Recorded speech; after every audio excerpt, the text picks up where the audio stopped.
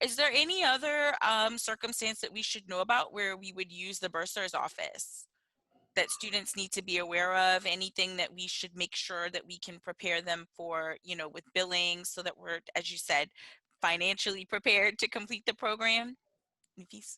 Yeah, one other thing I'll touch base on, and you may or may not get emails about it, is something called financial clearance.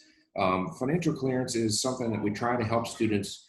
Again, we're trying to make sure that everybody's financially successful. So financial clearance is the process by which each student will demonstrate how they intend to make payment for the semester. That doesn't mean by the payment due date, I got to come up with all this cash to get my bill paid so I meet financial clearance. Financial clearance just means that you can demonstrate how you plan on paying for your semester. It could be financial aid's got me covered, or I'm going to sign up for one of those payment plans that I talked about earlier, or it could be a combo of those two. I got $1,000 scholarship and I'm going to pay the rest with a payment plan. Some people have employers or are covered under benefits at work. Maybe they work for the DoD or a veteran status.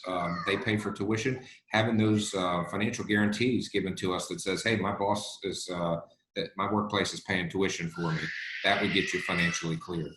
So there is. I'm full of quick links today. ubalt.edu/SFS Student Financial Services, and there's a link dead center on that page. It says, "What's financial clearance? How do I meet financial clearance?"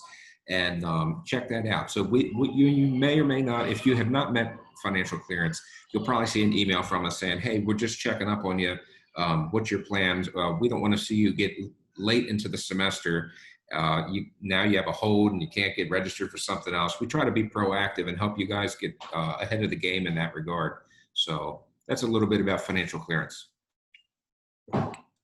Thank you so much, Mike, for sharing that information about financial clearance and what students need to know. Are there any other fees that students should be aware of, or fees that we're no longer currently charging because of COVID-19? Are there any things that students may need your support on as well?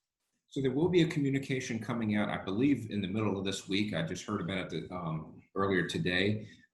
There is one of the mandatory fees that students pay is called the auxiliary operating fee, and it is I want to say $23 a credit hour, and that's going to be reduced for the fall semester down to $11. That's in reflection of the current status of COVID and that it has us working online. And the university recognizing areas where we won't have expenses in certain things, so we can send that back to the students because we don't have opportunities to do everything we did when we were in an in-person setting on the campus. Understandable. Yeah, so all the other mandatory fees for the fall semester are planned as going forward. All the services under the other fees is still going to be offered in an online and a remote setting. One thing, if you didn't catch it yet, the Board of Regents held tuition at last year's rates. So all of the tuition and fees for the 2021 academic year are going to be exactly the same prices that we paid during the 1920 academic year. So that's great news that we didn't have any tuition increase, and there'll be that savings this semester on the operating fee. That is great news. I know a lot of students are, tuition increases annually. So a lot of new students will be able to take advantage of that. And our current students will just kind of be able to remain knowing that they don't have to worry about that added burden, one more bill going up. So that's Yeah. wonderful. That's absolutely wonderful. I'm so grateful that you were able to join us today and give us clarity about your office and what they do and how you can support our students.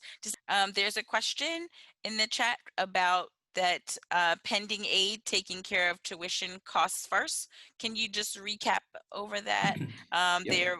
Mhm. Yeah, so your pending financial aid, and it could be a combination of scholarships, grants, or loans, will pay down the cost of tuition and your fees first. So, for example, if you have 5,000, I'll make whole numbers, 5,000 in tuition and 2,500 in scholarships and loans, it's going to go towards that first.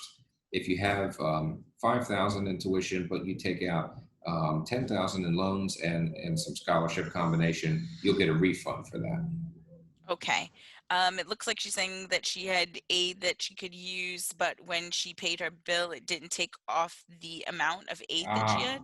okay. So, yeah. So the financial aid is in a pending anticipated state right now, as people are still working out their schedule. We're not. Nobody is. Well, you may be, but most people aren't quite set in stone what they have planned for the fall semester. So we let it sit in that pending state until that add drop period that we talked about earlier, and that is the time when everything locks in, and we say, okay, this student is taking 15 credits. This is the aid that they're eligible for. Disperse. And so up until that point, you're right that that amount would just sit in there as a pending amount. So if you want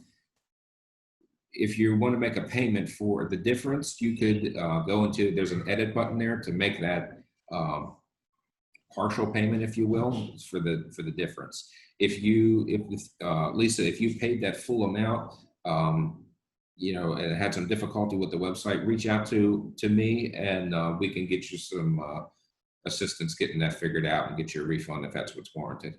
Great. Thank you so much.